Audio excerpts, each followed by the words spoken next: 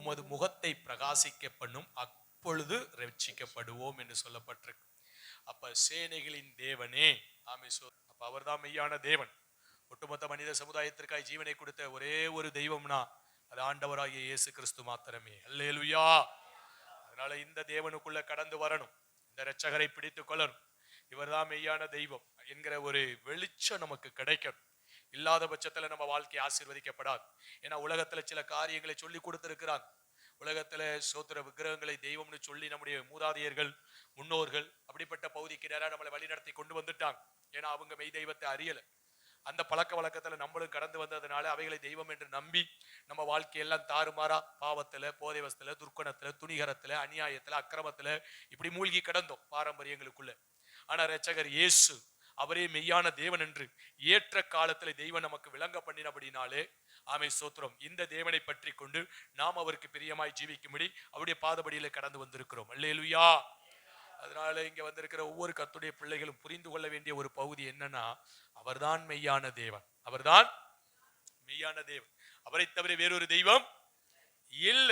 உலகத்துல சொல்லுவாங்க சோத்திரம், அவங்களுக்கு சோத்திரம் மெய் தெய்வத்தை அறியாததுனால உலகத்துல ஒரு நம்பிக்கைக்குள்ள என்ன பண்றாங்க, கடந்து போறாங்க. சாத்தானுடைய பெரிய வஞ்சகம் மெய் தெய்வத்தை அறிய விடாதபடி அவங்களுடைய மனக்கண்களை குருடாக்கி ஒரு பொய்யான உலக வழிபாட்டுக்குள்ள என்ன பண்ணி கொண்டு இருக்கு. சாத்தான் வஞ்சத்தை ஏமாத்தி அவங்க வாழ்க்கையை பரிசுத்தமாய் வாழ விடாது, உண்மையா வாழ விடாது, உத்தமமா வாழ விடாது. எப்படியெல்லாம் வாழக்கூடாதோ அப்படியெல்லாம் வாழ வைத்து இந்த உலகத்தை அனுபவிக்க வைத்து தீமையில கடைசியில நரகபாதாளம் கொண்டு போய் சேர்த்துருவான். ஆனா நாம் ஆராதிக்கிற ஆண்டவராகிய இயேசு கிறிஸ்து நமக்குள்ள பரிசுத்த ஜீவியத்தை கொண்டு வந்து ஆமை சோத்திரம் நீதியின் வாழ்க்கையை நமக்குள்ள கொண்டு வந்து சத்தியத்தின் வாழ்க்கையை கொண்டு வந்து இந்த பூமியில நம்மளை நிறைவாய் ஆசீர்வதித்து முடிவிலை பரலோக ராஜ்யத்திலே கொண்டு போய் சேர்க்கிறவராயிருக்கிறார். அல்லேலூயா. அதனால இந்த தெளிவும் இந்த அறிவும் இந்த வெளிச்சமும் நமக்குள்ள இருக்கும். சோத்திரம் ஆத்துல ஒரு காலு சேத்துல ஒரு காலா இருக்கக்கூடாது. அங்க போனா இங்க, இங்க வந்தா இங்க அப்படி இருக்கக்கூடாது. ஏதோ பிரச்சனை வந்தா தெய்வத்தை தேடுகிற ஒரு அனுபவம் நம்ம வாழ்க்கையில இருக்கக்கூடாது. எல்லா காலகட்டத்திலும் ஆமை சோத்திரம் எந்த சூழ்நிலையிலும் ஆமை சோத்திரம் இவரை மாத்திரம் நம்ம பிடித்து என்ன பண்ணணும், ஜீவிக்கணும். கர்த்தர் நல்லவரா இருக்கிறார். எல்லா காலங்களும் நம்ம வாழ்க்கையில வந்து போகதான் செய்யும். ஆனா உங்களுக்குள்ள எனக்குள்ள ஒரு வெளிச்சம் இருந்துச்சா, இவர் மூலியமா தான் பரலோகம் போக முடியும், இவரை இல்லாமல் நம்ம என்ன பண்ண முடியாது, பரலோகம் போக முடியாது. இந்த பூமி வாழ்க்கை சீக்கிரமாய் ஓடி முடியும்.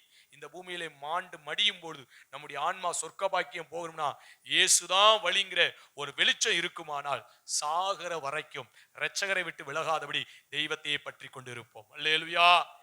அதனால நீங்களும் நானும் சோத்திரம் தேடிக்கொண்டு ஆராதித்துக் கொண்டு இருக்கிற ஆண்டவராகிய இயேசு கிறிஸ்துவின் வழியாக தான் நம்ம மோட்ச பாக்கியத்திற்குள்ளே என்ன பண்ண முடியும், போக முடியும்.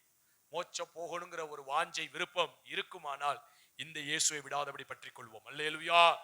அதனால இந்த பூமியில எப்படி வாழ்ந்தாலும் சரி ஆமே அதெல்லாம் ரெண்டாவது தான். சரிங்களா? முதலாவது எங்க போகணும், பக்கத்துல சொல்லுங்க, மோட்சம் போகணும். பக்கத்துல கையை பிடிச்சு சொல்லுங்க, எங்க போகணும், மோட்சம் போகணும். அதற்கு வழி இயேசுதான். அல்லேலூயா. இயேசு மட்டும்தான். அல்லேலூயா.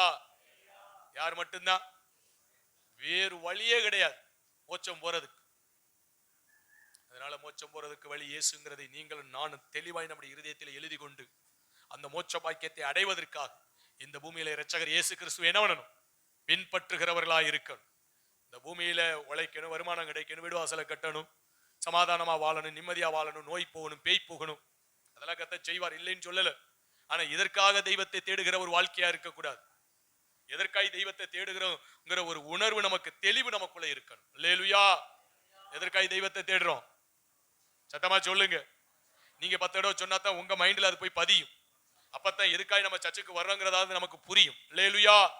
எதற்காக இயேசுவை தேடுகிறோம், மோட்ச பாக்கியம் அடைய. அல்லேலூயா. ஆமா. அதுக்கப்புறம் இந்த பூமியில மோட்சத்தையே தருகிற தெய்வம் இந்த பூமியில நமக்கு வேண்டிய எல்லா நன்மைகளையும் தந்து என்ன பண்ணுவார், ஆசீர்வதிப்பார். நோய் வந்தாலும் நோயிலிருந்து விடுதலையாக்கி ஆசீர்வதிப்பார். பேய் வந்தாலும் பேயை விரட்டி ஆசீர்வதிப்பார். எப்படிப்பட்டதான பிரச்சனைகள் வந்தாலும் பிரச்சனைகளை மாற்றி சமாதானமாய் வாழ கர்த்தர் உதவி செய்வார். நம்முடைய தேவைகளை பூர்த்தி செய்வார். ஆமை சோத்திர எல்லா குறைவுகளையும் அவர் என்ன பண்ணுவார், நிறைவாக்கி சம்பூர்ணமாய் இந்த பூமியில சுகமாய் வாழ்ந்து அந்த நித்திய பாக்கியத்தை அடைய தேவனாகிய கர்த்தர் கிருபை பாராட்டுவார். அந்த தேவன் பக்கமாய் நம்மளுடைய வாழ்க்கை என்ன பண்ணணும், திருப்பணும். அதான் திருப்பி கொண்டு எங்களை சேனைகளின் தேவனே எங்களை திருப்பி கொண்டு, அந்த திருப்பி கொண்டு வரணும் மனம் திரும்பி வருகிறது. பாவத்தை விட்டு மனம் திரும்பணும், போதைவஸ்தை விட்டு மனம் திரும்பணும், பொல்லாத சோத்திர வாழ்க்கையை விட்டு மனம் திரும்பணும். ஆமை சோத்திர விக்கிரக ஆராதனையை விட்டு மனம் திரும்பணும். பலவிதமான உலகத்தின் மீது வைக்கிற நம்பிக்கையை விட்டு மனம் திரும்பணும். மனிதர்கள் மீது வைக்கிற நம்பிக்கையை விட்டு மனம் திரும்பணும். ஆமை சோத்திரம். இப்படி பாரம்பரியங்கள் எல்லாம் விட்டு மனம் திரும்பி ஆமை சோத்திரம் அவரை நோக்கி பார்ப்போம். ஆனால் உமது முகத்தை பிரகாசிக்க பண்ணும், அப்பொழுது ரட்சிக்கப்படுவோம். அல்லேலூயா. அப்படி கர்த்தருக்குள்ள வரும்பொழுதுதான் நம்முடைய முகத்தை தேவன் என்ன பண்ணுவார்? பிரகாசிக்க பண்ணுவார். நமக்குள்ளே ரட்சிப்புங்கிற ஒரு அனுபவத்தை தந்து ஆசீர்வதிப்பார். அல்லேலூயா. ரட்சிப்பு என்று சொல்லுவோமானால் மீட்பு. ரட்சிப்புனா என்ன? என்ன மீட்பு? பாவத்திலிருந்து ஒரு மீட்பை இயேசுவை தவிர வேற ஒருவராலும் கொடுக்க முடியாது. பாவ மன்னிப்பின் நிச்சயத்தை தெய்வமாகிய இயேசுவை தவிர வேற ஒருவராலும் தர முடியாது. இதுல இருந்து மீட்கப்பட்டாதான் பாதாளத்திலிருந்து ஒரு மீட்பை தெய்வம் தந்து ஆசீர்வதிப்பார். அல்லேலூயா. ஒரு மனுஷ வாழ்க்கையில பாவம், சாபம் இவைகளிலிருந்து மீட்பு கிடைக்கலைனா அவன் போகிற இடம் பாதாளம். அதனால தெய்வம் பாவத்திலிருந்தும் சாபத்திலிருந்தும் பாதாளத்திலிருந்தும் ஒரு மீட்பை தருகிறார். அதற்கு பேர் தான் ரட்சிப்பு. அல்லேலூயா. ஆமென் ஸ்தோத்திரம். இதைதான் நமக்கு ஈவாய் தேவன் என்ன இருக்கிறார்? தந்திருக்கிறார். யாரெல்லாம் இயேசு கிறிஸ்துவை விசுவாசித்து மனம் திரும்பி இயேசுவுக்கு பிரியமாய் நடக்கும்படி கடந்து வருகிறார்களோ அவங்க வாழ்க்கையிலே பாவத்திலிருந்தும் சாபத்திலிருந்தும் பாதாளத்தில் இருந்து என்ன பண்ணுகிறார்? விடுதலையாக்குகிறார். அந்த மீட்புக்கு பேர் தான் ரட்சிப்பு. அல்லேலூயா. அதை தந்து தெய்வம் ஆசீர்வதிக்கிறார். ரைட். ரட்சிப்பின் அனுபவத்துக்குள்ள நீங்களும் நானும் வந்திருக்கிறோம். எதனால தெரியுமா? இயேசுவை சொந்த இரட்சகராய் ஏற்றுக்கொண்டதுனால. எதனால தெரியுமா? மனம் திரும்புதலுக்குள்ள வந்ததுனால. எதனால தெரியுமா? தேவனை பற்றி கொண்டு இருக்கிறதுனால இந்த ரட்சிப்பை உங்களுக்கு என்ன பண்ணியிருக்கிறார்? தந்திருக்கிறார். அல்லேலூயா. ஸ்தோத்திரம். 8வது வசனத்தை வாசிங்க. நீர் எகிப்திலிருந்து ஒரு திராட்சை கொடியை கொண்டு வந்து ஜாதிகளை துரத்திவிட்டு அதை நாட்டினீர். ஆமா, எகிப்துங்கிறது உலகம். உலகத்திலிருந்து தான் கர்த்தர் நம்மளை உங்களை என்னை ஆண்டவர் திராட்சை செடியாய் பார்க்கிறார். அல்லேலூயா. ஆமென் ஸ்தோத்திரம். எல்லா செடிகளை பார்க்கலும் திராட்சை செடி விசேஷித்தமானது. ராஜாவை மகிழ்விக்கும். என்ன பண்ணும்? ஆமா, அந்த திராட்சையை எடுத்து பிழிஞ்சு என்ன பண்ணுவாங்க? சாரா எடுத்து யாருக்கு கொடுப்பாங்க? ராஜாவுக்கு கொடுப்பாங்க. ஸ்தோத்திரம். அதை குடித்து அவர் மகிழ்வார். அல்லேலூயா. நீங்களும் நானும் தான் திராட்சை கொடியா இருக்கிறோம், செடியா இருக்கிறோம். நமக்குள் வெளிப்படுகிற அந்த சுவாபம் கனிகள் தான் திராட்சை அந்த பழங்களா இருக்கு. இதைதான் நம்முடைய ராஜாதி ராஜாவாகிய இயேசு கிறிஸ்து என்ன பண்ணுகிறார்? மகிழ்கிறார். நம்மில் அவர் என்ன பண்ணுகிறார்? மகிழ்கிறார். நம்முடைய வாழ்க்கையின் மூலியமா தான் அவரை மகிழ பண்ண முடியும். அல்லேலூயா. சோத்திரம். தாகமா இருக்கும்போது, வறட்சியா இருக்கும்போது ஒரு தண்ணி கிடைச்சிச்சுன்னா எவ்வளவு சந்தோஷமா இருக்குன்னு தெரியுமா? அதெல்லாம் அனுபவிச்சிருக்கீங்களா? அனுபவிச்சா தான் தெரியும். ஊழியர் பிரதிஷ்டை நடக்கிறதுனால குறிப்பிட்ட நாட்கள் தேவசமூகத்தில் இரவு எல்லாம் காத்திருந்து ஜெபித்தேன். கர்த்தர் இறக்கம் செய்தார். ஆனா கன்வென்ஷன் போயிருந்தேன். அப்ப சொன்னாரு, சோதரா இன்னைக்கு இல்லப்பா, நாளைக்கு உனக்கு கொடுப்போம் அப்படின்னு சொன்னாங்க. சரி, அன்று இரவிலிருந்து தேவசமூகத்துல காத்திருப்போம் அப்படின்னு சொல்லி சோத்திரம் அன்று இரவிலிருந்து அடுத்த இரவு வரைக்கும் சோத்திரம் அந்த பிரதிஷ்டை வரைக்கும் ஒரு சொட்டு தண்ணி கூட குடிக்கல. ஆமை சோத்திரம். நாவெல்லாம் வறண்டு போயிடுச்சு. இதன் நடுவில் பிரேயர் நடத்துறோம், ஆராதனை நடத்துறோம், ஆமை கூட்டங்கள் நடத்துறோம், தேவ செய்தி கொடுக்குறோம். ஆமை சோத்திரம். ஆனா தாகம் அவ்வளவு உச்சத்துல எடுக்கும். ஆனா சோத்திரம் நம்ம பிரதிஷ்டை பண்ற வரைக்கும் என்ன பண்ணக்கூடாது? தண்ணியை தொற்றக்கூடாது. சோத்திரம். ஒரு பருக்க உள்ள போயிடக்கூடாது, ஒரு சொட்டு தண்ணி வாயில பற்றக்கூடாது. கர்த்தருக்கு சோத்திரம். பிரதிஷ்டை முடிஞ்சிச்சு பாருங்க. சோத்திரம். அன்புதாஸ் ஐயாவும் ஆனந்த ஐயா சோத்திரம் நம்முடைய தலைமை ஊழியக்காரர் என்ன பண்ணாங்க? சோத்திரம். நம்முடைய ஆரோ பாஸ்டரும் தலைமை ஊழியக்காரரும் அன்புதாஸ் ஐயாவும் 2 பேரும் ஒரு மனதோடு கூட கரங்களை வைத்து ஜெபித்து பிரதிஷ்டை பண்ணினார்கள். அல்லேலூயா. பிரதிஷ்டை முடிச்சதுக்கு அப்புறம் ஒரு பெரிய மயக்கம். சோத்திரம். தாகம், தண்ணி குடிக்கணுமே அப்படின்னு சொல்லி சோத்திரம். அப்ப பக்கத்துல கேட்டேன், கொடுத்தான். குடிச்சு அந்த பாட்டில தண்ணியை குடிச்சா சோத்திரம் அவ்வளவு மதுரமா இருக்கு. பச்சை தண்ணி தான். சோத்திரம். ஏன்னா நான் வறண்டு கிடக்கு. அல்லேலூயா. சோத்திரம். அந்த 1/2 பாட்டில குடிச்சதுக்கு அப்புறம் தான் எனக்கு ஒரு பெரிய ஒரு பலனே வந்த மாதிரி இருந்துச்சு. அல்லேலூயா. ஆமென் சோத்திரம். அப்புறம் மனசுல, ஆண்டவரே இந்த தண்ணியை கொடுத்த இந்த தம்பியை ஆசீர்வதிங்கப்பா. அல்லேலூயா. சோத்திரம். எத்தனையோ பேர் இருந்தாலும் அந்த நேரத்துல தூக்கி கொடுத்தான் பாத்தீங்களா? அது அவனுக்கு ஒரு பெரிய ஆசீர்வாதம். கர்த்தருக்கு சோத்திரம். ஆமா, ஆனா அவனுக்கு தெரியுமா சோத்திரம் இதனால் நம்ம ஆசீர்வதிக்கப்படுவோம் அப்படின்னு அவனுக்கு தெரியுமா? நான் 24 மணி நேரமா தண்ணி குடிக்காம கிடக்கிறேன்னு அவனுக்கு தெரியுமா? சோத்திரம். அதனாலதான் வேதம் சொல்லுது, அவன் ஒரு கலசம் தண்ணீர் கொடுத்தாலும் அதற்குரிய பிரதிபலனை பெறாமல் போவதில்லை. சோத்திரம். என்ன அறியாமலே மனதில், ஆண்டவரே இந்த மகனை ஆசீர்வதிக்கிறேன், ஆசீர்வதிங்கப்பா. கர்த்தருக்கு ஸ்தோத்திரம். ஏன்னா தாகத்துக்கு என்ன பண்ணிருக்கிறான்? தண்ணி தந்திருக்கிறான். கர்த்தருக்கு ஸ்தோத்திரம். தேவனுக்கு மகிமை உண்டாகட்டும். அப்ப ஸ்தோத்திரம். எதுக்காண்டி இந்த காரியம் சொன்னேன்? அந்த தண்ணீர் மகிழ பண்ணுனது. அல்லேலூயா. இது போல ஸ்தோத்திரம், ஏற்ற சமயத்துல நம்ம பசியா இருக்கும்போது, நாம ஸ்தோத்திரம் தாய்த்து இருக்கும்போது, ஒண்ணுமே கிடைக்காத நேரத்துல ஒரு ஜூஸை கொண்டு வந்து கொடுத்தான்னு வச்சுக்கோங்க, எப்படி இருக்கும் பாருங்க. கர்த்தருக்கு ஸ்தோத்திரம். அப்ப எப்படி இருக்கும்? தாய்த்த இடமுகளுக்கு அதை குடிச்ச உடனே அது நம்ம தாகத்தை நீக்கி நமக்குள்ள ஒரு சந்தோஷத்தை. ஆமா, இது போலதான் தேவன் நம்ம மேல் தாகமா இருக்கிறார். சிலுவையிலே அவர் தாகம் சொன்னார். அல்லேலூயா. நீங்களும் நானும் திராட்சை ரசம், திராட்சை ரசம். அப்படி திராட்சை செடியா இருக்கு, அந்த பழத்தை பிழிஞ்சு கொடுத்தா, அந்த ஜூஸை கொடுத்தா எப்படி இருக்கும்? திராட்சை ரசம் ராஜாவை என்ன பண்ணும்? மகிழ பண்ணும் வேதம் சொல்லுது. அப்ப நம்முடைய சுவாவம் தான், நம்ம வாழ்க்கை தான் அவருக்கு ரசமாய் போகுது. அதை பருகிதான் அவர் என்ன பண்றார்? மகிழ்கிறார். நம்ம வாழ்க்கை தாறுமாறா இருந்தா, ஏசையா 5வது அதிகாரம் நினைக்கிறேன், அதுல ஒரு திராட்சை செடி வருது. மலை மேல இடத்தெல்லாம் சுத்தம் பண்ணி என்ன பண்றார்? ஒரு திராட்சை செடியை நட்டு வச்சா, அது எல்லாம் பராமரிச்சு கடைசியில அதை சாப்பிட்டா ஒரே புளிப்பு, ஒரே கசப்பா. அந்த வசனத்தை வாசிங்க, அழகா இருக்கும். ஆண்டவர் சொல்லுவார், நான் நல்ல கனி கொடுக்கும்னு நினைச்சேன், இதுவோ என்ன பண்ணிருச்சு? கசப்பான கனியை கொடுத்தேன். இப்பொழுது நான் என் அந்த வசனத்தை சொல்லுங்க. ஏசாயா 5:1-2. 5:1-2. இப்பொழுது நான் என் நேசரிடத்தில் அவருடைய திராட்சை தோட்டத்தை குறித்து என் நேசருக்கேற்ற ஒரு பாட்டை பாடுவேன். என் நேசருக்கு மகா செழிப்பான மேட்டிலே ஒரு திராட்சை தோட்டம் உண்டு. அவர் அதை வேலியடைத்து அதிலுள்ள கற்களை பொறுக்கி அதிலே நற்குல திராட்சை செடிகளை நட்டு. பாருங்க, அவருக்கு ஒரு மலை மேல ஒரு திராட்சை தோட்டம் இருந்துச்சா, அதுல எல்லாத்தையும் பண்படுத்தி, அந்த மலைன்னு சொன்னா நம்ம மலை தான் ஞாபகத்துக்கு வருது. சோத்திர அந்த கற்கள் எல்லாம் பொறுக்கி அதை சோத்திர வேலியெல்லாம் அடைச்சு பாதுகாத்து நல்ல செடியை நட்டு வைக்கிறார். அதன் நடுவில் ஒரு கோபுரத்தை கட்டி, அது நடுவில் ஒரு கோபுரத்தை கட்டி அதில் ஆலையையும் உண்டு பண்ணி அது நல்ல திராட்சை பழங்களை தரும் என்று காத்திருந்தார். செடியெல்லாம் வச்சதுக்கு அப்புறம் திராட்சை ஜூஸ் தயாரிக்கிறதுக்கு ஃபேக்டரியை கட்டிட்டார். ஃபேக்டரி என்ன பண்ணிட்டாரு? கட்டிட்டார். ஏன்னா ஆலையில என்ன பண்ணணும்? அந்த பழத்தை எல்லாம் பிழிஞ்சு அதுல இருந்து ரசத்தை எடுத்து என்ன பண்ணணும்? விநியோகத்துக்கு கொண்டு போகணும். அதனால ஆலயத்தை, அந்த திராட்சையை புளிகிற ஆலையை என்ன பண்ணிட்டாரு? கட்டி முடிச்சிட்டாரு. அது நல்ல திராட்சை பழங்களை தரும் என்று காத்திருந்தார். எல்லாம் பார்த்து வளைஞ்சு வரும்போது அது நல்லதா வரும்னு நினைச்சிருந்தாரு. அதுவோ கசப்பான பழங்களை தந்தது. பாத்தீங்களா எப்படி இருக்கு அந்த எஜமானனுக்கு? ஒரு தோட்டத்தை உண்டாக்கி மலை மேல திராட்சை செடி நட்டி கல்ல புறக்கி வேலி அடைச்சு பாதுகாத்து தண்ணீர் பாய்ச்சி உடனே இது நல்ல கனியை கொடுக்கணும் நம்பிக்கையோடு இவர் என்ன பண்ணிட்டார்? ஒரு ஃபேக்டரியை கட்டி வச்சு எல்லாம் ரெடி பண்ணி பழத்தை பிழிஞ்சு என்ன பண்ணுவோம்? கொடுப்போன்னு எடுத்தா, புளிச்சா கூட பரவாயில்ல, சர்க்கரையை போட்டுக்கலாம். புளிச்சா கூட என்ன பண்ணிடலாம், தண்ணியை கொஞ்சம் கூடுதலா விட்டு தண்ணி. ஆனா அது என்ன பண்ணிருச்சான்? கசப்பான. எப்படி துக்கப்பட்டிருப்பார். அல்லேலூயா. சோத்திரம். இப்ப மலை மேலதான் உங்களை கொண்டு என்னையும் கொண்டு வச்சிருக்கிறார். நம்மள்ட்ட கிடந்த வேண்டாத எல்லாம் அள்ளி போட்டுட்டார், தூக்கி வீசிட்டார். வியாதி பிசாசு போராட்டம், அந்த போராட்டம் இந்த போராட்டம் எல்லாத்தையும் போட்டு அவர் என்ன பண்றார்? பாதுகாத்து. சோத்திரம். நம் மூலியமா அநேக ஆத்துமாக்களை அறுவடை பண்ணலாம்னு சொல்லி ஒரு பெரிய கனவோடு அவர் இருக்கிறார். நம்ம நல்ல கனி கொடுப்போம்னு சொல்லி அவர் எடுத்து சாப்பிட்டு பார்த்தா, நீங்களும் நான் அவருக்கு தித்திப்பா இல்லை, நீங்களும் நான் அவருக்கு எப்படி இல்லை? மதுரமா இல்லை. ஆனா நீங்களும் நானும் மதுரமா இருப்போன்னு அவர் நினைச்சார். அல்லேலூயா. நம்ம வாழ்க்கை அவருக்கு கசப்பா இருக்கிறது. அப்படி இருக்கக்கூடாது. நம்ம வாழ்க்கை அவருக்கு தித்திப்பா இருக்கணும். நம்முடைய வாழ்க்கை அவருக்கு எப்படி இருக்கணும்? ஆமா, தித்திப்பா இருக்கணும், மதுரமா இருக்கணும். நம்ம விருப்பப்படி வாழ்ந்து அவரை துக்கப்படுத்தி வேதனைப்படுத்தி கடந்து போய்விடக்கூடாது. கசப்பான ஒரு பழமாய் நம்ம வாழ்க்கை என்ன பண்ணிடக்கூடாது? மாறிவிடக்கூடாது. சரி, போகட்டும், கர்த்தர் நல்லவரா இருக்கிறார். அங்கே வந்துருங்க. சோத்திரம். சங்கீதம் 80. அப்ப சோத்திரம், திராட்சை செடியா நீங்களே உங்களை என்னைய வச்சிருக்கிறார்.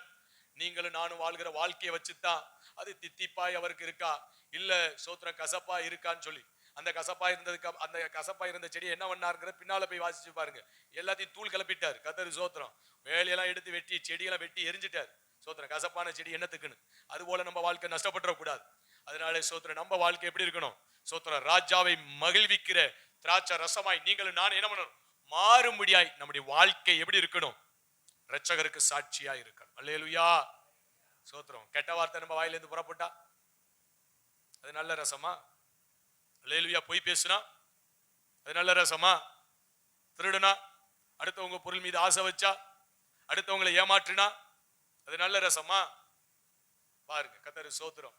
அதனால இந்த மலை மேல கத்தர் உங்களை என்னையும் கொண்டு வந்து வச்சிருக்கிறார். என் பிள்ளைங்க போய் பேச மாட்டாங்க, என் பிள்ளைங்க கெட்ட வார்த்தை பேச மாட்டாங்க, என் பிள்ளைகள் பண ஆசைப்படாது, என் பிள்ளைகள் எனக்காய் வைராக்கியமாய் என்ன பண்ணுவாங்க, ஜீவிப்பார்கள் என்று சொல்லி நம்பி என்ன பண்ணிருக்கிறார், செடியாய் கொடியாய் உங்களை எண்ணி இந்த மலை மேல நாட்டி வச்சிருக்கிறார். அவருடைய சபையில நாட்டி வைத்திருக்கிறார். அல்லேலூயா. தோட்டங்கிறது சபை, அதுல நீங்களும் நானும் செடி. அல்லேலூயா. சோத்திரம். நல்ல கனி கொடுக்கணும். அல்லேலூயா. சோத்திரம். எப்படி நம்ம வாழ்க்கையில சூழ்நிலைகள் வந்தாலும் இரட்சகருக்காய் வாழணும். சோத்திர வாழ்க்கையின் ஜீவியம் சோத்திரம் அவருக்கு முன்பதாக எப்படி இருக்கணும், சாட்சியா இருக்கணும். அப்படி சாட்சியா இருப்பீர்கள் சொல்லிதான் சாதிகளை துரத்தி விட்டு அதை நாட்டினாராம். நமக்கு இருந்த எல்லா பிரச்சனையும் நம்மளை விட்டு நீக்கி விட்டு நம்மளை என்ன பண்ணிருக்கிறார், நாட்டி வைத்திருக்கிறார். 9 வாசிங்க. அதற்கு இடத்தை ஆயத்தப்படுத்தினி, நமக்கு ஒரு இடத்தை ஆயத்தம் பண்ணி வச்சிருக்கிறார். அது வேரூன்றி தேசம் எங்கும் படர்ந்தது. நம்ம வாழ்க்கை எப்படி படரணும் பாத்தீங்களா? சோத்திரம். ஏதோ ஒரு குண்டு சட்டிக்குள்ள குதிரை ஓட்டின கதையா இருக்க கூடாது. நம்ம சோத்திரம் படரணும். எங்க வரைக்கும் படரணும்? தேசம் எங்கும். யோசேப்பு குறித்து வேதம் சொல்கிறது, அவன் திராட்சை கொடி, அவன் சுவர்கள் மேல் படர்வான், சுவர்கள் மேல் படர்வான். ஆமை சோத்திரம். அப்படின்னா என்ன? தேசத்துக்கே ஆசீர்வாதமாய் மாற்றப்படுகிறான். சிறை கைதியா போனான் யோசேப்பு, சிறை கைதியாய். ஆனா அவனுடைய அந்த செடியிலிருந்து வந்த அந்த கனிகள் எப்படி இருந்தது தெரியுமா? தேவனை திருப்தியாக்கினது, தேவனை சந்தோஷிப்பித்தது, மதுரமாய் இருந்தது, தித்திப்பாய் இருந்தது. தேவன் பார்த்தார், இவ்வளவாய் சோத்திரம் ஆசீர்வாதமாய் இருக்கிறானே, எனக்கு பிரியமா இருக்கிறானே, சோத்திரம் இவன் சுவர் மேல் படரணும், இவன் என்ன பண்ணணும் அப்படின்னு சொல்லி சோத்திரம் தேசத்தின் அதிபதியாய் கர்த்தர் உயர்த்தினார். அல்லேலூயா. அந்த தேசத்திற்கு எல்லாருக்கும் ஆசீர்வாதமா மாறினாங்க. அதான் சோத்திரம். தேசம் எங்கு படரும். நம்முடைய வாழ்க்கை அடுத்தடுத்த நிலைமைக்கு என்ன பண்ணணும், வாழ்க்கையின் ஆசீர்வதிக்க மற்றவர்களுக்கு ஆசீர்வாதமாய் மாற்றப்பட்டு கொண்டே போகணும். அப்பதான் தேசம் முழுவதும் நம்ம என்ன பண்ண முடியும். முதல்ல குடும்பத்துக்கு ஆசீர்வாதமா இருக்கிறீங்களான்னு பாருங்க. குடும்பத்துக்கு நம்ம ஆசீர்வாதமா இருக்கிறோமா, இல்ல குடும்பத்துக்கு சங்கடங்களை வருத்தங்களையும் நம்ம நிமித்தமா இழப்புகளையும் நஷ்டங்களையும் கொண்டு வந்து கொண்டு இருக்கிறோமா? சபைக்கு ஆசீர்வாதமா இருக்கிறீங்களான்னு பாருங்க. முதல்ல குடும்பத்துல ஆசீர்வாதமா இல்லைன்னா எப்படி? கணவன் மனைவி பிள்ளைகள் யாருக்கு குடும்பத்துல எப்படி இருக்கணும்? ஆசீர்வாதமா இருக்கு. பிள்ளை இருக்குன்னா 4 வேலை செய்யணும், சொல்றதை கேட்டு அதன்படி நடக்கணும். ஒன்னத்துக்கு உதவலைனா, சொல்றதை கேட்கலைனா அது குடும்பத்துக்கு ஆசீர்வாதமா இருக்குமா? குடும்பத்துக்கு பிள்ளைகள் எப்படி இருக்கணும்? ஆசீர்வாதமா இருக்குன்னா சொன்னதை கேட்டு நடக்கணும். குடும்பத்துல கணவன் மனைவி ஆசீர்வாதமா இருக்கும்னா அவங்க செய்ய வேண்டிய கடமைகளை நிறைவேற்றணும், சொன்னதை கேட்டு அவங்க என்ன பண்ணணும், கீழ்ப்படிந்து இருக்கணும். அதுதான் ஆசீர்வாதம். அப்ப குடும்பத்துக்கு ஆசீர்வாதமா இருக்கிற இடம் வந்தாதான் அடுத்து சபையில ஆசீர்வாதமா இருக்கிற இடத்துக்கு நிறைய என்ன பண்ணுவோம், கடந்துரும். சபைக்கு ஆசீர்வாதமா இருக்கிறோமான்னு பாருங்க. சபைக்கு நம்ம ஆசீர்வாதமா இருக்கணும். சோத்திரம். மற்றவங்களுக்கு இடரலா இருக்கக்கூடாது. மற்றவங்களுக்கு எப்படி இருக்கக்கூடாது? இடரலா இருக்கக்கூடாது. நம்மளை பார்த்து என்ன பண்ணணும், ஐயோ அவங்கள போல ஜெபிக்கணுமே, அவங்கள போல துதிக்கணுமே, அவங்கள போல ஆவிக்குரிய வாழ்க்கையில வளரணுமே, அவங்க போல சோத்திரம் கர்த்தருடைய ஊழியத்துல எழும்பணுமே, அவங்கள போல ஆசீர்வாதமா இருக்கணுமே அப்படின்னு மற்றவங்களுக்கு ஒரு ரோல் மாடலா, நம்மளை முன்மாதிரியா ஒரு எக்ஸாம்பிளா கை நீட்டுற அளவுக்கு நம்ம வாழ்க்கை இருக்கணும். அல்லேலூயா. எப்பா அவரோட போய் சேர்ந்துராது. அவரோட சேர்ந்த ஆவிக்குரிய ஜீவி கெட்டு போகுங்கிற ஒரு சாட்சியை நம்ம எடுக்கக்கூடாது. அப்படி நம்முடைய வாழ்க்கை தராகரம் கெட்டு போய் விடக்கூடாது. அல்லேலூயா. கர்த்தர் நல்லவரா இருக்கிறார். சபைக்குள்ள நம்மளை குறித்து எப்படி சொல்றாங்க, எப்படி பேசுறாங்க, நம்மளை குறித்து மற்றவங்க எப்படி நிதானிச்சு வச்சிருக்கிறாங்க, நம்முடைய ஆவிக்குரிய வாழ்க்கை எப்படி இருக்கு, எந்த அளவுக்கு நம்ம செவிசாய்க்கிறோம், கீழ்ப்படுகிறோம், விசுவாசிக்கிறோம், சாட்சியாய் வாழ்ந்து கொண்டு இருக்கிறோம். அல்லேலூயா. அப்படி சபைக்குள்ள நீங்களும் நான் எப்படி இருக்கணும்? ஆமா, படரணும், ஆசீர்வாதமா இருக்கணும், ஊழியங்கள் ஆசீர்வாதமா இருக்கணும். இப்படி படிப்படியா கடந்து போய் தான் ஆமை சோத்திரம் தேசங்களுக்கு ஆசீர்வாதமா இருக்க முடியும். அல்லேலூயா. தேவ சமூகத்துல நான் ஜெபிக்கிறேன். எப்படி ஜெபிக்கிறேன் தெரியுமா? சாகரக்குள்ளாட்டி முழு உலகத்துக்கு ஆசீர்வாதமா மாறிடும். அல்லேலூயா. சோத்திரம். எல்லா தேசத்திலையும் காலை வச்சுட்டு வந்துடும், ஜெபம் பண்ணிட்டு வந்துடும். ஜனங்களை எல்லாம் நான் போற இடத்துல ஆண்டோட்ட ஜெபம் பண்ற 2 காரியம் தான் ஜெபம் பண்ணிட்டு போய், ஒன்னு ஜனங்கள் இன்னும் இரட்சகருக்குள்ள என்ன பண்ணணும், நெருங்கணும். அதற்கு ஏற்ற விதமா என்னை பயன்படுத்துங்க. அதற்கு வேண்டிய கர்த்தருடைய வார்த்தைகள் கடந்து போகட்டும். 2வது புதுசா வந்தவங்க இரட்சகரை அறிந்து கொண்டு அவங்க சபைக்குள்ள என்ன பண்ணணும், நிலை நிற்கணும். அதற்கு ஏற்ற விதமா என்ன பயன்படுத்துங்க. அவ்வளவுதான், பெரிய விஷயம் கிடையாது. ஜனங்கள் இன்னும் ஆண்டவர்ட்ட என்ன பண்ணிடணும், கிட்டி சேரணும். நம்ம செய்யற ஊழியத்தின் நிமித்தமாய் தேவனை அறியாதவங்க தேவனை என்ன பண்ணிடணும், அறிஞ்சு தேவனுக்குள்ள வந்து நின்றணும். சோத்திரம். இப்படி என்ன பண்ணிக்க, என் உடலை உங்க கரத்துல கொடுக்கிறேன், உயிராய் நீங்க இருந்து பிரயோஜனப்படுத்துங்கன்னு சொல்லிதான் ஒப்பு கொடுத்து கடந்து போறேன். கர்த்தர் கிருபையாய் நடத்தி கொண்டு இருக்கிறார். அல்லேலூயா. சோத்திரம். அதனால கர்த்தர் சோத்திரம் உலகம் முழுவதும் கர்த்தர் பயன்படுத்துவார். சோத்திரம். அந்த இடத்துக்கு கர்த்தர் கொண்டு போவார். தேவனுக்கு மகிமை உண்டாகட்டும். நீங்க அந்த இடத்துக்கெல்லாம் வரணுங்கிறதுக்காக தான் இப்ப சொல்லிட்டு இருக்கிறேன். அல்லேலூயா. அப்படி உங்க ஜீவியத்தை கட்டி எழுப்புங்க. கர்த்தர் ஒரு நாள்ல அந்த இடத்துக்கு கொண்டு போக மாட்டார். யோசேப்பை அந்த இடத்துக்கு கொண்டு வரதுக்கு 13 ஆண்டுகளை, கிட்டத்தட்ட தேவன் 13 ஆண்டுகளை எடுத்துக்கொண்டார். அல்லேலூயா. தாவீதை அந்த இடத்துக்கு கொண்டு வர பல ஆண்டுகளை தேவன் எடுத்துக்கொண்டார். அத்தனை ஆண்டுகள் அவங்க வாழ்க்கையில உத்தமத்தை வெளிப்படுத்தினதுனால ஏற்ற காலத்துல திரள் ஜனங்களுக்கு அவங்க ஆசீர்வாதமாய் உயர்த்தப்பட்டார்கள். அல்லேலூயா. பொய்யும் பித்தலாட்டமும் நமக்குள்ள இருந்தா, மாய்மாலம் பண்ணிக்கிட்டு இருந்தா, ஆலயத்துக்கு காலதாமதமா வந்துகிட்டு இருந்தா, சபையில வந்து தூங்கி எந்திரிச்சு போய்கிட்டு இருந்தா, 50 வருஷம் ஆனாலும் இந்த நிலைமையில தான் இருப்பீங்க. அடுத்த நிலைமைக்கு போகவே முடியாது. அல்லேலூயா. கர்த்தர் நல்லவரா இருக்கிறார். அதனால நீங்களும் நானும், கர்த்தர் வந்து என்ன பண்ணி இருக்கிறார், நமக்குன்னு ஒரு இடத்தை ஆயத்தம் பண்ணி அதுல நாட்டி இருக்கிறார். அதுல இருந்து நம்ம தேசம் முழுவதும் என்ன பண்ணணும், படரணும்.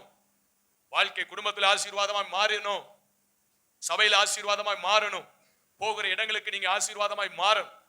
சோத்திரம். நம்முடைய வாழ்க்கை அப்படி இருக்குமானால் கர்த்தர் அடுத்தடுத்த நிலைமைக்கு என்ன பண்ணுவார், கொண்டு போய் சேர்ப்பார். 10 வாசிங்க. அதன் நிழலால் மலைகளும் அதன் கிளைகளால் திவ்யமான கேதுருக்களும் மூடப்பட்டது. பத்தியலா. சோத்திரம். அதன் நிழலால் மலைகளும் அதன் கிளைகளால் திவ்யமான கேதுருக்களும். அப்ப எப்படி வளர்ந்திருக்கு பாருங்க. மலைகளை மூடுது, கேதுருக்களை என்ன பண்ணுது, ஆமா மூடுது. ஆமை சோத்திரம். அதன் நிழலால் மலைகளும் அதன் கிளைகளால் திவ்யமான கேதுருக்களும் மூடப்படுகிற அந்த அளவுக்கு அந்த வளர்ச்சி எட்டி பிடிக்குது. பெரிய பெரிய மலை அப்படின்னா உயர்ந்த அதிகாரத்தில் இருக்கிறவங்க, மலைகள் ஆசீர்வதிக்கப்படுது அப்படின்னா நீங்கள் நான் பெரிய ஆட்சியாளர்கள், தேசத்துல கலெக்டர் இருக்கிறாங்க, ஐபிஎஸ் இருக்கிறாங்க, ஐஎஃப்எஸ் இருக்கிறாங்க, பெரிய உயர்மட்ட அதிகாரிகள் இருக்கிறாங்க, தேசத்துல தலைவர்கள் இருக்கிறாங்க, ஆட்சி செய்கிற ஆட்சியாளர்கள் இருக்கிறாங்க. இவர்களுக்கெல்லாம் ஆசீர்வாதமாய் மாற்றப்படும். அல்லேலூயா. சோத்திரம். அப்படிப்பட்ட இடத்துக்கு போனா தானே சோத்திரம் அவர்கள்லாம் வந்து சேருவாங்க. தேவன் அப்படிப்பட்ட கிருபா வரங்களை தந்து பிரயோஜனப்படுத்தும் போது எவ்வளவு பெரிய ஆட்சியாளர்களா இருந்தாலும் அதிகாரிகளா இருந்தாலும் என்ன பண்ணுவாங்க, ஐயா எங்களுக்காக ஜெபம் பண்ணுங்க, எங்களை ஆசீர்வதிங்கன்னு சொல்லுகிற இடத்துக்கு கொண்டு வரும். அவங்களுக்கு மேல கர்த்தர் கொண்டு போய் நிறுத்திடுவார். 4 வசனத்துக்குள்ள எவ்வளவு கர்த்தருடைய பிள்ளைகளை, கர்த்தருடைய தாசர்கள் எந்த இடத்துக்கு கொண்டு போறாரு பாத்தீங்களா. இதெல்லாம் நம்ம வாழ்க்கையில நடக்கணுமா வேண்டாமா? நடக்கணும்னா நம்ம எப்படிப்பட்ட கனிகளை நம்ம கொடுக்க வேண்டியது அவசியமா இருக்குது, எப்படிப்பட்ட ஜீவியம் ஜீவிக்க வேண்டியது அவசியமா இருக்குது. தேவனுக்காய் வைராக்கிய வாஞ்சியத்தோடு அவருடைய கற்பனைகளை சத்தியத்தை கை கொண்டு நடக்க வேண்டியது எவ்வளவு அவசியமா இருக்கிறது. அல்லேலூயா. அதனால கர்த்தருடைய பிள்ளைகளை கர்த்தர் அப்படி எல்லாம் கொண்டு போவார். உங்களை எல்லாம் நீங்க அந்த இடத்துக்கு வந்து நிக்கணும். இன்னும் ஒரு 5 வருஷம் 10 வருஷம் போனா அநேகருக்கு ஆசீர்வாதமா இருக்கணும். பின்னாட்கள ராஜாக்கள் அதிகாரிகள் தலைவர்கள் வரும்போது அவங்களுக்கெல்லாம் ஆசீர்வாதமாய் மாற்றப்படும். ஆமை சோத்திரம். அந்த அளவுக்கு நீங்க எல்லாருக்கும் ஒரு முன்மாதிரியா இருக்கணும். நீங்க இன்னைக்கு காலங்கள் வேகமாய் ஓடிக்கொண்டே இருக்கும். ஓடிற 5 வருஷம் 10 வருஷம் நீங்க கர்த்தருடைய வார்த்தையில நீங்க கவனக்குறைவா இருந்துட்டீங்கன்னா சோத்திரம் அன்னைக்கு இப்படித்தான் இருப்பீங்க. சோத்திரம். வருடம் தான் ஓடி இருக்கும், வாழ்க்கையில மாற்றம் இருக்காது. அதனால பெரிய லெவல்ல நம்ம ஆசீர்வதிக்கப்படுகிற இடத்துக்கு போக முடியாது. அதனால கர்த்தருடைய பிள்ளைகள் இந்த நாட்களை பிரயோஜனப்படுத்திக் கொள்ளுங்க.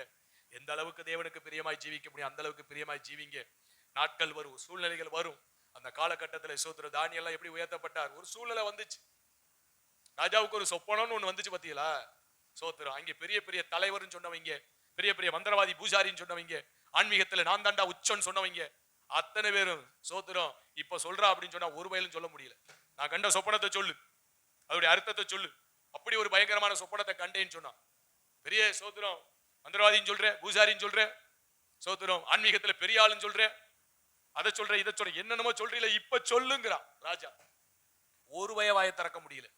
எல்லாம் சொல்றாங்க ராஜா அப்படி எல்லாம் செய்ய முடியாது, உங்க சொப்பனத்தை சொல்லுங்க, அர்த்தத்தை வேணா நான் என்ன பண்றேன் சொல்றேன்.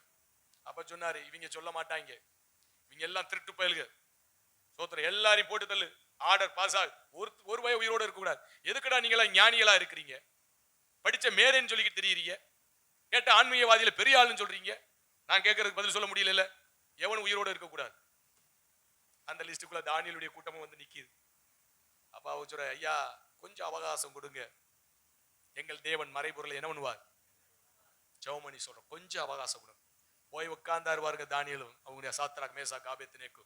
தேவன் அவன் சொப்பனம் பார்க்கறதுக்கு முன்னால் படுக்கையில அவன் என்ன யோசிச்சா முதற்கொண்டு என்ன பண்ணார் வெளிப்படுத்தி கொடுக்கிறார். வந்து சொல்றார் நீர் படுக்கையில போறதுக்கு முன்னால என்ன யோசிச்சே, இனி என்ன நடக்க போகுதுன்னு யோசிச்சே அதானே. அவன் காலில் விழுந்துட்டான், தெய்வமேன்னு என்ன பண்ணிட்டான் காலில் விழுந்துட்டான். இந்த தானியேல் யாரு, அடிமை. ஆனா அந்த தேசத்தின் ராஜா இவன் காலில் விழ வச்சாரு பாத்தீங்களா. கர்த்தருக்கு ஸ்தோத்திரம். அவன் சொன்ன ஒரு வார்த்தை, நீ படுக்கையில தூங்கும் போது இனி என்ன சம்பவிக்க போகுதுன்னு நீ உனக்கு என்ன வந்துச்சு? யோசனையில வந்துச்சு. வாயை திறந்து சொல்லல, உன் மனதுல யோசனை வந்துச்சு. எவ்வளவு அழகா ஆண்டவர் வெளிப்படுத்தி கொடுத்தாரு பத்தியில. கர்த்தருக்கு சோத்திரம். அடுத்து என்ன சொன்னாலும் கேட்பான் இனி பாபிலோன் ராஜா. ஏன்னா நம்ம யோசிச்சதே அவன் என்ன பண்ணிட்டு இருக்கிறான்? வெளிப்படுத்துகிறான். அவ்வளவு பெரிய ஞானம், அவ்வளவு பெரிய தேவ வல்லமை வெளிப்பட்டு கொண்டு இருக்கு. இவனுக்கு முன்னால நம்ம சாதாரணம் அப்படின்னு சொல்லி காலில் விழுந்தான். இன்னும் ஒரு படி மேல தூபம் காட்ட ஆரம்பிச்சிட்டான். யாருக்கு? தானியேலுக்கு. எப்படிப்பட்ட நிலைமைக்கு உயர்த்தப்பட்டார் பத்தியலா? சோத்திரம். அதான் படரணும் கர்த்தருக்குள்ள. சோத்திரம். ஆசீர்வாதமாய் மாறணும். அடிமையாவே இருக்கிறதா? அதுக்கப்புறம் சொன்னா சோத்திரம், நீ ஆராதிக்கிற தெய்வம் தான் ஐயா தெய்வம். அவங்க இருக்கிற எல்லா ராஜாக்களை வச்சுட்டு எல்லாத்தையும் நீ வந்துட்டு அப்படியே பிரதானியா உயர்த்திட்டான். அங்க இருக்கிறவங்கள பொருட்களை நம்மளை விட அடிமையை கொண்டு போய் உயர்த்திட்டானே. அவர் சொல்றதை கேட்கிறாரே சோத்திரம். அவர் எப்படியாவது போட்டு தள்ளனா அதுக்கு ஒரு பிளான போடுறாங்க. ஆனாலும் கர்த்தர் பார்த்தாரு, நீயா என் பிள்ளைய போட்டு வரல பாக்குற? ஆண்டவர் அழகா பார்த்தாரு. இன்னும் ஒரு படி மேல ஒரு அற்புதத்தை செஞ்சுட்டு இவங்களெல்லாம் போட்டு தள்ளிட்டாரு. அல்லேலூயா. ஏன் தெரியுமா? தானியேலுடைய ஜீவியம் அப்படி ஜீவியம். பிரபுக்கெல்லாம் சுத்தி முத்தி பாக்குறாங்க. இவன்ட்ட ஒரு குற்றத்தை கண்டுபிடிச்சு விடுவோம். ஒரு குற்றத்தை கண்டுபிடிச்சிருவோம். எப்படியாவது ராஜாட்ட போய் என்ன பண்ணணும்? தேடி ஆராய்ந்து பார்த்தோம். தானியேலை குறித்து ஒரு குற்றமும் கூட என்ன பண்ண முடியல, கண்டுபிடிக்கவே முடியல. எவ்வளவு சாட்சி உள்ள ஒரு வாழ்க்கை பாருங்க. அதனாலதான் தானியேலை கர்த்தர் உயர்த்தினார். அல்லேலூயா. சோத்திரம். அடிமையா போய் கைதியா போய் அந்த தேசத்துக்கே ஒரு ஆசீர்வாதமாய் மாற்றப்பட்டு தேசத்தின் ராஜா இவன் காலில் விழுகிற அளவுக்கு அந்த ராஜாங்கத்துக்கு மேல அவனுக்குள்ள ஒரு கர்த்தர் அபிஷேகத்தை அந்த கிருபையை கர்த்தர் தந்து நடத்தினார். அல்லேலூயா. அப்படிப்பட்ட ஆளும் அதிகாரங்கள் நம்மிடத்துல கடந்து வரணும்னா தேவ கரம் வெளிப்படும். அல்லேலூயா. தேவ கரம் வெளிப்படணும்னா உங்களுக்குள்ள எனக்குள்ளும் ஜீவியம் வெளிப்படும். அல்லேலூயா. அந்த வாழ்க்கை வெளிப்படுவது நிச்சயமாக ஒரு காலத்துல கர்த்தர் வெளிப்படுத்துவார். அப்ப ராஜாக்களுக்கு ஆசீர்வாதமா இருப்போம். நம்ம சொல்றதெல்லாம் ராஜாக்கள் கேட்பாங்க, ஆட்சியாளர்கள் கேட்பாங்க. அப்படியெல்லாம் தெய்வம் நடத்தி இருக்கிறார். வேதத்தில் அப்படிப்பட்டவங்களை எல்லாம் கர்த்தர் உயர்த்தி இருக்கிறார். ஏன் இந்த காலகட்டத்துல உங்களை எண்ணி தெய்வம் அந்த இடத்தை கொண்டு போய் நிறுத்தக்கூடாது? அல்லேலூயா. சோத்திரம். அவருக்கு ஒன்னே ஒண்ணு வேணும். என்ன வேணும்? அவருக்காக வாழ்கிற ஒரு வாழ்க்கையத்தான் உங்கள்கிட்ட என்கிட்ட எதிர்பார்க்கிறார். அல்லேலூயா. அந்த இடத்தை மட்டும் நீங்களும் நானும் நிரப்பிட்டோம், அவரை மாத்திரம் நம்பி இருப்போம்னா, அவரை மாத்திரம் சார்ந்து கொள்வோம்னா, இந்த பூமியில எனக்கு வேற எதுவும் வேணாம், இயேசு போதும், அவருக்காக தான் வாழ்வேங்கிற இடத்துக்கு அர்ப்பணிச்சிட்டோம்னா கர்த்தர் நம்மளை கொண்டு பெரிய காரியங்களை செய்வார். அநேகருக்கு ஆசீர்வாதமாய் மாறுவோம். அல்லேலூயா. அதான் அந்த மலைகள் எல்லாம் மூடுது. மலைகள உயர்ந்த ஸ்தானத்துல இருக்கிற அதிகார வர்க்கங்கள், ஆட்சி அதிகாரத்துல இருக்கிறோம், அவங்களுக்கு மேல கைய வச்சு அவங்களுக்கு ஜெபிக்கிற, அவங்களுக்கு ஆசீர்வாதமாய் மாற்றப்படுகிற ஒரு பாத்திரமாய் தெய்வம் நம்மளை மாற்ற விரும்புகிறார். அல்லேலூயா. அதனால கர்த்தர் இப்படி எல்லாம் நம்மளை ஆசீர்வதிக்கணும்னு விரும்புறார். ஆனா அவருடைய எண்ணம் எவ்வளவு பெருசா இருக்கு பத்தியில. ஆனா நமக்கு என்ன தெரியுமா?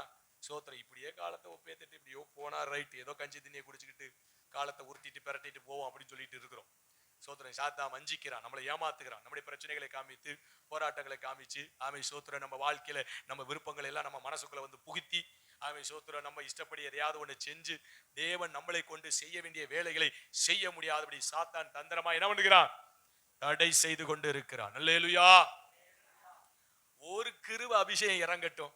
ஆமை வெளிப்படுத்துகிற ஒரு அபிஷேகம், குணமாக்குற அபிஷேகம், சாசுகளை துரத்துகிற ஒரு அதிகாரம். சோத்திரம். இந்த கிருபை அன்னைக்கு இறங்கினதுனால தானே அவ்வளவாய் பிரயோஜனப்பட்டாங்க. சோத்திரம். அந்த கிருபை நமக்குள்ள இறங்கணுமே. ஒரு வெளிப்பாடு, ஒரு வரம், அந்த வரம் தான் அந்த வேலையை செய்ய போகுது. மற்றபடி இதுக்காண்டி ஒரு டிகிரி படிக்க வேண்டியதில்லை, இதுக்காண்டி ஒரு பரீட்சை எழுத வேண்டியதில்லை. கர்த்தருடைய கிருபையை கர்த்தருடைய சமூகத்துல காத்திருந்தா அந்த கிருபை நம்ம மேல இறங்க போகுது. அப்ப வெளிப்பாடு கிடைச்சிச்சுன்னா சோத்திரம். எந்த ராஜாவா இருந்தாலும் ஐயோ இவங்கள்ட்ட வெளிப்பாடு இருக்கு, நம்ம போய் இந்த பிரச்சனைக்கு என்ன செய்யணும் கேட்க வருவாங்கல்ல. பெரிய டாக்டரா இருந்தாலும் அவனுக்கு மிஞ்சின ஒரு பிரச்சனைன்னு வரும்பொழுது சோத்திரம் இவர்கிட்ட போனா நமக்கு ஒரு தெளிவு கிடைக்கும், இவர்கிட்ட போவோன்னு சொல்லி அந்த டாக்டர் நம்மள்ட்ட வருவாங்களா வரமாட்டாங்களா? அல்லேலூயா. அல்லேலூயா. நீங்களும் நான் அந்த இடத்தை எட்டி பிடிக்கணும். பெரிய டாக்டரா இருந்தாலும் வரணும், பெரிய அதிகாரியா இருந்தாலும் வரணும், ஆட்சியாளர்களா இருந்தாலும் என்ன பண்ணணும்? வரணும். கர்த்தர் நல்லவரா இருக்கிறார். அல்லேலூயா. எல்லாம் நடக்கணுங்க. இன்னைக்கு பெரிய அதிகாரிக்கு போய், ஆட்சியாளருக்கு போய் அதிகாரிகள் கதவு திறக்கிறாங்க, ஓடி போய் கதவை திறக்கிறாங்க. சோத்திரம்.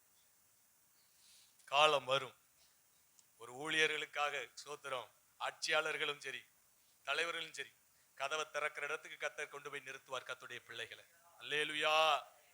என்ன தெரியுமா? நீங்களும் நானும் சரியா இருந்தா இல்லைன்னா கதை நடக்காது. இல்லைன்னா என்ன பண்ணாது? நீங்களும் நானும் இரட்சகருக்கு சரியா இருந்தா சோத்திரம், நம்முடைய வருகைக்காய் தலைவர்கள் காத்திருப்பான், நம்முடைய வருகைக்காய் ஆட்சியாளர்கள் அதிகாரிகள் காத்திருப்பான். நம்ம போய் நிற்கும் போது வரவேற்க எந்த அளவுக்கு இறங்கி வர முடியுமோ அந்த அளவுக்கு அவங்க என்ன பண்ணுவாங்க? இறங்கி வருவாங்க. கத்தர் கொண்டு வரும். ஏன்னா சோத்திர கத்துடைய அபிஷேகம் அவ்வளவு கனத்திற்குரியது. அல்லேலூயா. அப்ப அபிஷேகத்துல பலப்பட்டு கொண்டே போகணும். தாவீது சோத்திரம் அபிஷேகத்தை பெற்றுக்கொண்டு அப்படியே நிக்கல. சோத்திரம் அது எப்படி படர் சோத்திரம் சோறு மேல் படர்கிறதை போல சோத்திரம் குடும்பத்திற்கு மத்தியில ஒரு அபிஷேகத்தை ஊத்தினார். அப்புறம் யூதயா தேசத்திற்கு மத்தியில ஒரு அபிஷேகத்தை ஊத்தினார். அதுக்கப்புறம் சமஸ்த இஸ்ரவேலருக்கும் ராஜாவா என்ன பண்ணார்? அபிஷேகம் ஊற்றினார். அவர் ஆரம்ப நிலைமை என்னதான்? ஆடுகளை மேய்த்த சாதாரண ஒரு மனுஷன் தான். ஆனா அவரைத்தான் கத்தர் அபிஷேகம் பண்ணி குடும்பத்துல உயர்த்தி வைத்தார். குடும்பத்துக்கு ஆசீர்வாதமாய் மாற்றப்பட்டார். அடுத்து ஒரு கோத்திரத்துக்கு தலைவனாய் உயர்த்தப்பட்டார். ஆமென் சோத்திரம். அந்த கோத்திரத்துல வாழ்கிற ஆயிரக்கணக்கான ஜனங்களுக்கு ஆசீர்வாதமாய் மாற்றப்பட்டார். அதுக்கப்புறம் இஸ்ரவேல்ங்கிற தேசம், இஸ்ரவேல் சமஸ்த இஸ்ரவேலருக்கும் 12 கோத்திரங்களுக்கும் தலைவனாய் உயர்த்தப்பட்டார். ஆமை சோத்ரா அத்தனை 12 கோத்திரத்தில் வாழ்கிற ஆமை சோத்ரா லட்சக்கணக்கான மக்களுக்கு ஆசீர்வாதமான ஒரு பாத்திரமாய் தாவீதை கர்த்தர் உயர்த்தி ஆசீர்வதித்தார். அல்லேலூயா. ஆரம்பம் நம்மளை விட மோசமான இடம் தானே அவருக்கு. ஆடு மேய்க்கிற இடம் தானே. அவரை கர்த்தர் அரசனாக்கி இருக்கிறாரே. எதுக்காண்டி அரசனாக்கினார்? அவருடைய வாழ்க்கை கர்த்தருக்கு பிரியமா இருந்துச்சு. அவருடைய வாழ்க்கை அவருக்கு எதுவும் வேண்டாம். உணவு உடுத்தவரை இருக்க இடம் தான் போதும். வாழுகிற வாழ்க்கை முழுவது இயேசுவுக்கா சாட்சியா வாழணும், உண்மையா வாழணும், அவரை துதிக்கணும், அவரை பாடணும், ஆராதிக்கணும். அவ்வளவுதான். இதுதான் அவருக்குள்ள இருந்துச்சு. பார்த்தாரு சோத்திரம், நான் என்ன விரும்புறேனோ அதையே அவனும் விரும்புறானே. நான் என்ன விரும்புகிறேனோ அதே என்ன பண்ணுகிறான்? அவனும் விரும்புகிறான். அதனால ஆண்டவர் சொல்றாரு சோத்திரம், என் இருதயத்துக்கு அப்படின்னா ஆண்டவருடைய இருதயம் என்ன விரும்புதோ அந்த விருப்பத்திற்குள்ளதான் யார் வரா? தாவீது வருகிறார். நம்ம விரும்புறதெல்லாம் செய்யறது இல்லை. அப்படி தேவனுடைய விருப்பத்தை கண்டுபிடிச்சிட்டாரு. கண்டுபிடிச்சு அதை செய்யற இடத்துக்கு போனதுனால அவருடைய இருதயம் பார்க்குது. எத்தனை ஆயிரம் ஜனங்கள், லட்ச ஜனங்கள் அவருடைய ஜனங்கள். அதன் மத்தியில ஆண்டவர் என்ன பண்றார்? தாவீதை செலக்ட் பண்றார். செலக்ட் பண்ணி பார்த்தா சோதர தகுதி ஒண்ணு இல்ல, ஆடு மேய்க்கிறாள். ஆனா அவருடைய ஜீவியமோ ராஜாவாக்குறதுக்கு தேவன் ஆசைப்படுறாரு. ஆனா அவருடைய வாழ்க்கை தராகரம், அவருடைய தகுதியை பார்த்தா ஆடு மேய்க்கிற இடத்துல இருக்கு. ஆனாலும் கர்த்தர் அவரை ராஜாவை அபிஷேகம் பண்ணி படிப்படியா அவருக்கு அந்த ஞானத்தை கொடுத்து பயிற்றுவித்து பழக்குவித்து ஆமை சோத்திரம் விரல்களை யுத்தத்திற்கும் கரங்களை போருக்கும் அவர் என்ன பண்ணுகிறார்? படிப்பிக்கிறார். படிப்பித்து கடைசியில ராஜாங்கிற ஸ்தானத்துல கொண்டு போய் நிறுத்திட்டார். அல்லேலூயா. அப்ப பக்கத்துல இருக்கிற நாடுகள்லாம் சோத்திரம் அவனுக்கு அடிமையாகி அந்த தாவீதுக்கு கப்பம் கட்டுறான். இப்படி சோத்திர தன் தேசத்தையும் சுற்றில் இருக்கிற தேசத்தையும் ஆளுகை செய்கிற இடத்திற்கு நேராய் தாவீதை கர்த்தர் உயர்த்தினார், ஆசீர்வதித்தார். அல்லேலூயா. அதுதான் 10வது வசனம். அதன் நிழலால் மலைகளும் அதன் கிளைகளால் திவ்யமான கேதுர்களும். மலைகள்னா சோத்திரம் ஆளுகை செய்கிறவங்க, prime minister, chief minister, MLA, MP, பெரிய பெரிய ஆட்கள், கோடீஸ்வரர்கள், பெரிய பெரிய பொசிஷன்ல இருக்கிற கேதுருக்கள் அப்படின்னா அதிகாரத்தில் இருக்கிறவங்க, கலெக்டர், ஐபிஎஸ், ஐஎஃப்எஸ், இது மாதிரி உயர்மட்ட அதிகாரத்தில் இவங்களை எல்லாம் மூடுதான் அப்படின்னா இவங்களுக்கெல்லாம் ஆசீர்வாதமாய் மாற்றப்படுகிறது. அல்லேலூயா. அப்ப இயேசுவை ஏற்றுக்கொண்டு மனம் திரும்பி ரட்சிப்பின் அனுபவத்தை பெற்றுக்கொண்டு ஆமை சோத்திர அவங்களுக்குள்ள அந்த வாழ்க்கைங்கிற ஜீவியம் தீபமாய் பிரகாசிக்கும் போது அவங்களை என்ன பண்றார்? தேசத்திலே படர பண்ணி அதற்கப்புறம் எல்லாருக்கும் ஆசீர்வாதமாய் தெய்வம் என்ன பண்ணுகிறார்? ஆசீர்வதித்து உயர்த்துகிறார். அல்லேலூயா.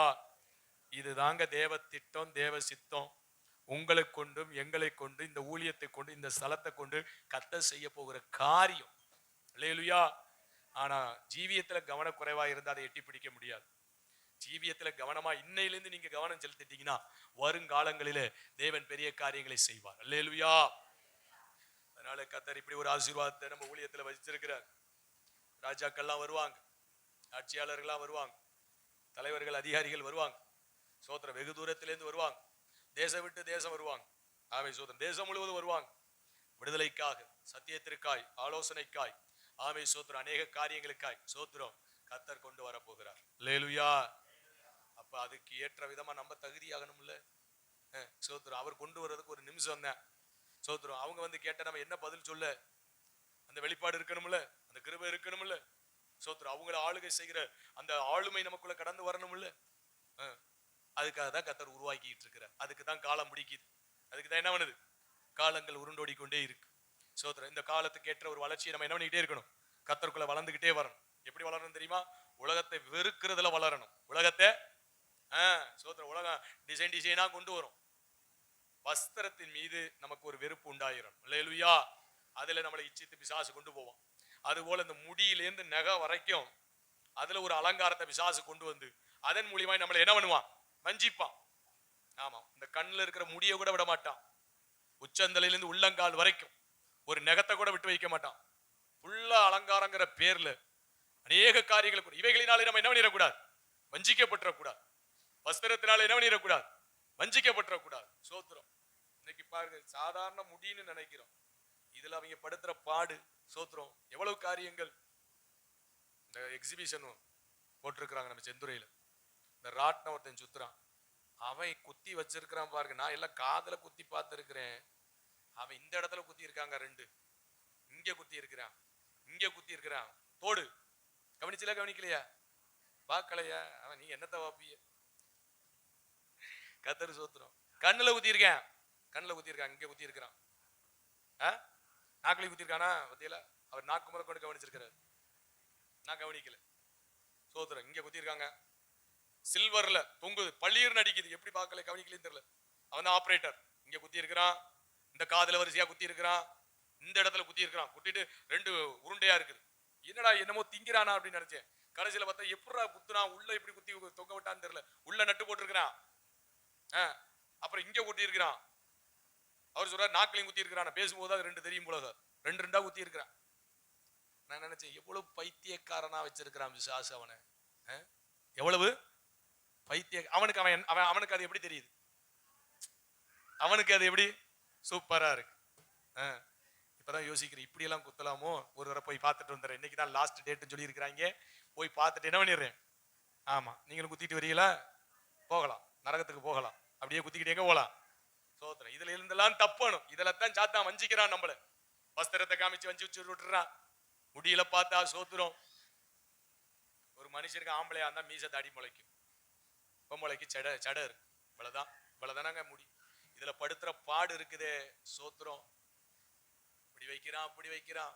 சென்னைக்கு போய் பார்த்தா ஒவ்வொருத்தர் முடிய வெட்டி வச்சிருக்க பார்த்தா நடுவுல மட்டும் இப்ப சோத்திரம், இப்ப புதுசா ஃபுல்லா வலிச்சுட்டான், மொட்டை அடிச்சுட்டான். நடுவுல மட்டும் முள்ள மன்றி மாதிரி வளர்ந்துருக்கு. என்னடா ரோடா அது? அவன் சந்தோஷமா போறாங்க, நமக்கு சைக்கிள. என்னடா இப்படி போறானே. சரி, இவனும் மென்டல் டெசைட் ஆகிட்டேன், என்ன பண்றது, எல்லாம் மென்டல்களா தெரியுறாங்களே அப்படின்ட்டு உள்ள மொட்டை அடிச்சு இப்படி வச்சிருக்கான் முடிய. அப்ப பிசாசு எப்படி ஜனங்களை வஞ்சிக்கிறான் பாத்தீங்களா? அது உலகத்துல இருக்கலாம், சபைக்குள்ள இருக்கக்கூடாதுங்கிறக்காண்டி போதிச்சுக்கிட்டு இருக்கிறேன். ஆமா, முடியல நீ சாகிற வரைக்கும் கொண்டு வருவேன். என்னென்ன செய்யணுமோ என்ன வித்தியாசம் கொண்டு வருவான். நீங்களும் நானும் அதுக்கு மயங்க கூடாது. அல்லேலூயா. முடிய வெட்டினமா சீவனமா சீவர மாதிரி வச்சுக்கிட்டோமா, ரைட், ஓகே, அவ்வளவுதான். ஆமா, ஆம்பளை ஆளுக்கு முகத்துல முடி முளைக்குதா, வலிச்சா புல்லா வலிச்சு எடுத்துரு, வச்சா புல்லா வச்சுக்க, ட்ரிம் பண்ணா புல்லா வச்சுக்க. அது என்ன ஒன்ன விட்டு வலிக்கிற? சோத்திரம். அப்படி வலிக்க கூடாது. சோத்திரம். வச்சா எப்படி வைக்கணும், புல்லா வச்சிரு. தாடி மீசையை வச்சுட்டு என்ன பண்ணு, சாமியார் மாதிரி திரி. யாரும் வேண்டான்னு சொல்லல. அல்லேலூயா. வலிச்சா என்ன பண்ணணும்? அது என்ன பாதி வலிச்சு பாதி வலிக்காம, மூக்குக்கு கீழே மட்டும் 4 முடி தெரியுது, அது பாதி வலிச்சு வச்சிருக்கீங்க. அப்படி வலிக்க கூடாது. அது எதுக்காண்டி வலிக்கிறீ? அப்படி வலிக்கிறீ சொல்லுங்க, எதுக்காண்டி அப்படி வலிக்கிறீ? ஆமா, இப்பத்தானே பார்க்க நல்லா இருக்கு. ஆமா, அப்படி பார்க்க நல்லா இருக்குல்ல. சோத்திரம். ஆண்டவருக்கு பார்க்க நல்லா இல்லையே. அல்லேலூயா. அப்ப வைக்கிறதுடைய நோக்கம், பாதி வலிச்சு பாதி வைக்கிறதுடைய நோக்கம் என்ன? அது ஒரு அலங்காரம். அப்படிப்பட்ட அலங்காரம் நமக்கு தேவையில்லை. கர்த்தர் சொல்ல புறம்பான அலங்காரம் வேண்டான்ட்டார். வேண்டான்னு சொன்னதுக்கு அப்புறம் என்ன, யார் என்ன சொன்னா நமக்கு என்ன, தேவன் நமக்கு என்ன சொல்றாரோ அதான். அதனால சோத்திரம் வச்சிருங்க. நானும் வச்சு பார்த்தேன், எப்படியாவது வச்சிருவோம், இதை வேற வலிச்சுக்கிட்டே இருக்க முடியல போற இடத்துல எல்லாம் அப்படின்னு சொல்லி. எனக்கு ஒரே அரிப்பா அரிக்குது, தாங்க முடியல. நான் நினைப்பேன் அவங்களுக்கு எல்லாம் பிரச்சனை இல்லை, நல்லா தானே தாடி வைக்கிறாங்க, எனக்கு மட்டும் அரிக்குதே அப்படின்னு சொல்லி. அது எனக்கு ஒழுங்கா வந்து கொசுறு கொசுரா வரும். எப்படி வந்தாலும் சரி, அரிக்காம இருந்தா பரவாயில்ல அப்படின்னு ட்ரை பண்ணி பார்த்தேன் 2 முறை. அப்படியே சொரிஞ்சுக்கிட்டே இருக்கிறேன், தாங்க முடியல எனக்கு. அதனால வலிக்க வேண்டியதா இருக்கு. இல்லைன்னா ஜாமியார் மாதிரி என்ன பண்ணிட்டுருவேன், தாடியை விட்டுருவேன். கர்த்தருக்கு சோத்திரம். அது ஒரு விஷயமா? யார் எப்படி நினைச்சேன்னா, ஐயோ இப்பெல்லாம் பார்த்தா எல்லாம் வயசான கிழடு கூட வாலிபன்னு சொல்லணும். அப்படித்தான் நினைக்குது. ஐசாவை அட்மிட் பண்ணியிருந்தோம். பக்கத்துல இருக்கிறவங்க சொன்னாங்க, சோதரம் பீலாவை என் மகள் நினைச்சிட்டாங்க, ஐசாவை அவனுடைய தம்பின்னு நினைச்சிட்டாங்க. யாரு? சோதரம் உங்க தம்பி. இவங்களுக்கு கல்யாணமே ஆகலைன்னு நினைச்சிருக்காங்க. ஏன்னா தாலி கையில ஒண்ணும் கிடையாது இல்ல, மிஞ்சிக்கெல்லாம் கிடையாது இல்ல. அதனால இவங்களுக்கு தாலி ஆகலை. இவர் அப்பா, இவங்க மக, அவர் தம்பி. யாரு? ஐசா. அப்ப சொன்னிச்சு, ஐயோ இவன் என் தம்பி இல்லைங்க, என் பிள்ளையா அவருக்கு அப்பா இல்ல, என் புருஷே. பெரிய கூத்தா நடக்குது. சொல்லி முடிக்க அடுத்து இன்னொருத்தவங்க வந்து, உங்க தம்பியா அப்படிங்கிற. நான் அந்த அம்மா சொல்லுது, நானும் அப்படித்தான் நினைச்சேன். இவர் யாருன்னு சொல்லி பார்ப்போம். அவங்க அப்பா. நானும் அப்படித்தான் நினைச்சேன். அவர் புருஷனா? சோத்திரம். இது அவங்க பிள்ளையா? அல்லேலூயா, சோத்திரம். அதுக்கு நம்ம என்ன பண்ற? அதுக்கான டை அடிச்சுட்டு தெரிய முடியுமா? ஆனா எனக்கு கிருபாசனத்துல எனக்கு மட்டும் பர்மிஷன் உண்டு. எனக்கு மட்டும் என்ன பர்மிஷன் கொடுத்தாங்க? முழு ஊழியர்களும் இணைஞ்சு ஒரு காரியத்தை செஞ்சாங்க. இவர் போற இடத்துல எல்லாம் பெரிய பிரச்சனையை சந்திக்கிறார். ஆமா, மனைவியை போய் என்னன்னு சொல்றாங்க? மகன் சொல்றாங்க. பிள்ளைகளை பேர பிள்ளைங்கிற இடத்துக்கு கொண்டு போயிட்டாங்க. அதனால இவருக்கு மட்டும் டை அடிக்கிறதுக்கு அனுமதி கொடுக்கிறோம் அப்படின்னு எனக்கா அன்புதாஸ் ஐயா ரெக்கமெண்ட் பண்ணார். ஐயா எங்க தலைமையிட்ட வந்து, ஐயா இவர் மட்டும் அடிச்சுட்டு போட்டு பெரிய பாதிப்பு, வெளியில போற இடத்துல இனம் புரியாம என்ன பண்றாங்க, மாத்தி மாத்தி சொல்லிக்கிட்டு இருக்கிறாங்க அப்படின்னா. எங்க தலைமை ஊழியக்காரர் சொல்லிட்டாரு, அவனுக்கு வேண்டாம். அல்லேலூயா, சோத்திரம். ஆமா, அடிச்சு அவன் பாட்டு யூத் மாதிரி வாட்ட சாட்டமா இருந்தா பல சோதனைகள் வரியா. அதனால இவன் இப்படி இருக்கிறதா நல்லது அப்படின்னாரு. அதனால எனக்கு கர்த்தருக்கு சோத்திரம். எனக்கு என்ன ஊழியக்காரர் சொல்றாங்களோ அந்த பாதியில என்ன பண்ணிட்டே இருக்கணும், போய்கிட்டே இருக்கு. நான் எப்படி நினைப்பேன் தெரியுமா?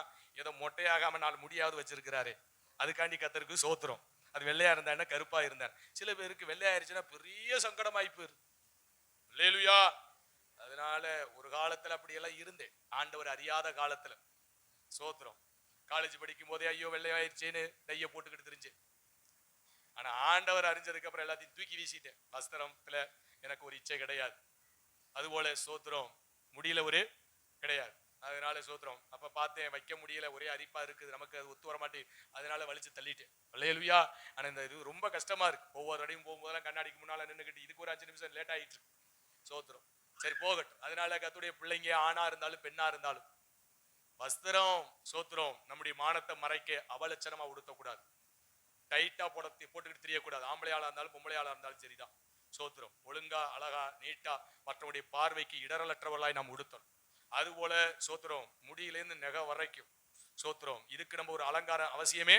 நெகத்தை வேணா சுத்தமா வச்சுக்கோங்க, ஆனா அதுக்கு ஒரு அலங்காரம் அவசியம் இல்ல, தேவையில்லை. அதனால முடியிலையும் நம்ம என்ன பண்றோம், ஆணும் சரி பெண்ணும் சரி எல்லாத்துக்கும் பிசாசு கொண்டு வரான். இப்படி எல்லாம் இதெல்லாம் ஏன் செய்யறாங்க? தேவன் நம்மள அநேகருக்கு ஆசீர்வாதமா வச்சிருக்கிற அந்த இடத்தை எட்டி பிடிக்க கூடாதுன்னு சொல்லி பிசாசு நம்ம மனசை கெடுத்து இந்த பாதையில கொண்டு போய் சேர்க்கிறான். அல்லேலூயா. இதுல அநேக வாலிப பிள்ளைகள் என்ன பண்ணுது, சிக்கி தவிக்கு. அவங்கள ஓல உடுத்தணும், அவங்க டைட் பேண்ட் போட்டா டைட் பேண்ட். சோத்ரா. சாதி இயேசுதாஸ் ஐயா காலத்துல இந்த மாடல் வந்துச்சு. அப்ப அவர் கடுமையா கண்டிச்சார். என்னடா டைட் பேண்ட் போடுறீங்க, டைட் பேண்ட் போட்ட ஒருத்தவனும் வரலவும் போக முடியாது அப்படின்னாரு. அப்படி பிரசங்கிச்சார் அந்த காலத்துல. அப்ப ஒரு சோத்ர டைட், அந்த டைட் எப்படின்னா தொட டைட்டா இருக்கும். தொட எப்படி இருக்கும், டைட்டா இருக்கும். கால் வந்து பார்த்தா லூசா இருக்கும். அப்படி போடக்கூடாது அப்படிம்பாரு. அதுக்கு பேர் டைட் பேண்ட். இப்ப என்ன ஆகி போச்சு அப்படின்னா கீழே என்ன ஆயிருச்சு, டைட் ஆகி போயிருச்சு. கீழையும் டைட், அதை பிடிச்சி அதை தச்சு சும்மா இருக்கிற பேண்ட்டை வெட்டி தைக்கிறாங்க, கிழிக்கிறாங்க. நல்லா இருக்கு பேண்ட். அத ஏன்னா ஒரு சினிமால காமிச்சிட்டாங்களாம், ஏன்னா அவன் தான் பரலவன் கூட்டி போறான். அதை கிழிச்சு வெட்டி அதை போய் தைக்க சொல்லி ஸ்கூல்ல பாருங்க அழகா தச்சு கொடுத்து விடுவாங்க. மறுநாள் அதை எடுத்துட்டு போய் ஒரு ஆல்ட்ரேஷன் பண்ணி கொண்டு வந்து நிப்பாங்க. காத்தே போகாது. காத்து போகலைனாலே வியாதி வரும். காற்றோட்டமா இருக்கும். அல்லேலூயா. ஆமே சோத்திரம்.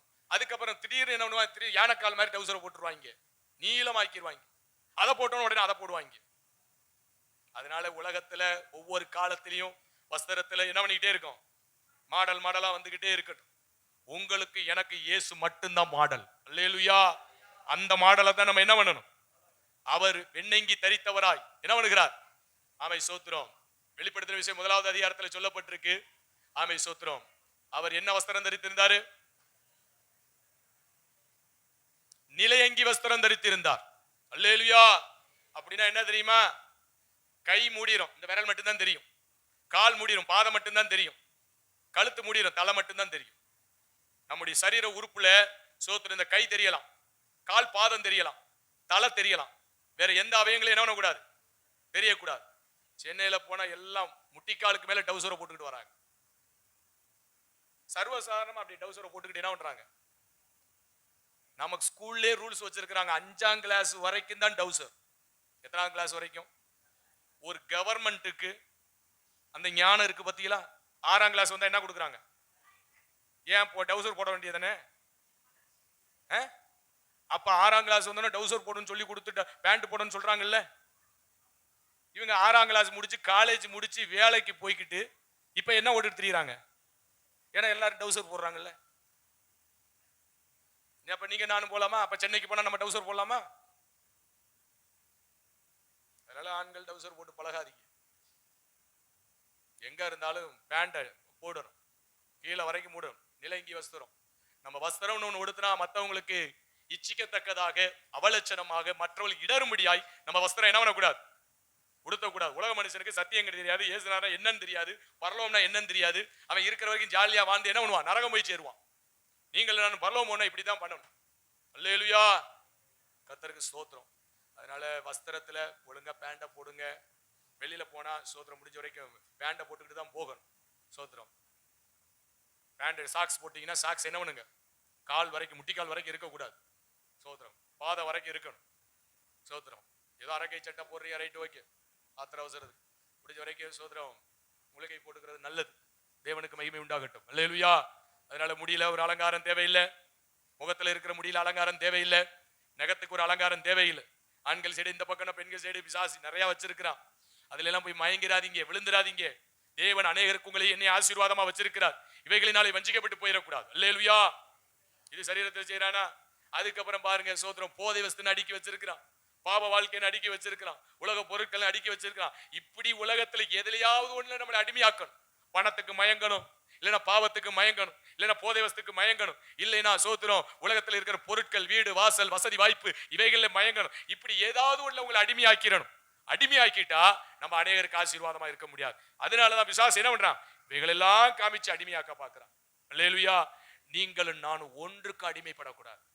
நீங்களும் நானும் அவர் தருவார், தரட்டும், அவர் கொடுத்தா கொடுக்கட்டும், அவர் உயர்த்தினா உயர்த்திட்டு போட்டும். ஆனா இவைகளுக்கு நம்ம என்ன பண்ணக்கூடாது? ஒரு நாளும் அடிமையாகவே. நீங்கள் நான் யாருக்கு மட்டும்தான் அடிமையா இருக்கணும்? ஆண்டவராகிய இயேசு கிறிஸ்துவுக்கு மட்டும்தான். அல்லேலூயா. இந்த அனுபவத்துக்குள்ள வருவீங்களா? இந்த காதல கேட்டு இந்த காதல வாங்கிட்டு போங்க. சோத்திரம். கடைசி வரைக்கும் 10 வருஷம் 20 வருஷம் 30 வருஷம் இப்படித்தான் இருப்பீங்க. ஏதோ கொஞ்சம் காலம் ஓடுறவங்க. அநேகருக்கு ஆசீர்வாதங்கிற இடத்துக்கு என்ன முடியாது? யோசேப்பை போல வர முடியாது, தாவீதை போல வர முடியாது, தானியேலை போல வர முடியாது. அந்த இடத்தை எட்டி பிடிக்கணும்னா நீங்களும் நானும் கர்த்தருக்காய் வைராக்கிய வாஞ்சியோடு அவருக்கு பிரியமாய் ஜீவிக்கிற இடத்துக்கு வருவோமானால் காலச்சக்கரம் சொல்லலோ ஏற்ற காலத்திலே அநேகருக்கு கர்த்தர் ஆசீர்வாதமாய் கர்த்தர் உயர்த்தி வைப்பார். கரங்களை தட்டி கர்த்தருடைய நல்ல நாமத்தை மகிமைப்படுத்துவோம். அல்லேலூயா. அல்லேலூயா. அவர் ஆண் என்று பெண் என்று பார்ப்பதில்லை. யார் தேவனுடைய கரத்துல உகந்த பாத்திரமா இருக்கிறாங்களோ அவங்களை கர்த்தர் உயர்த்தி காண்பிப்பார். அவருக்குள்ளே ஜாதி வித்தியாசம் கிடையாது, படிப்பு மேன்மை கிடையாது, காசு பணம் இருக்கு இல்ல, அதெல்லாம் கர்த்தர் பார்க்க மாட்டார். தேவனுக்கு பிரியமான ஜீவியமா இருக்குமானால் எந்த மனுஷனை கர்த்தர் எடுத்து என்ன பண்ணுவார்? அவர் அநேகருக்கு ஆசீர்வாதமாய் பயன்படுத்துவார். அதனால நம்மளை அநேகருக்கு ஆசீர்வாதமாய் பயன்படுத்தத்தான் கர்த்தர் நம்மளை உருவாக்கிக்கிட்டு இருக்கிறார்.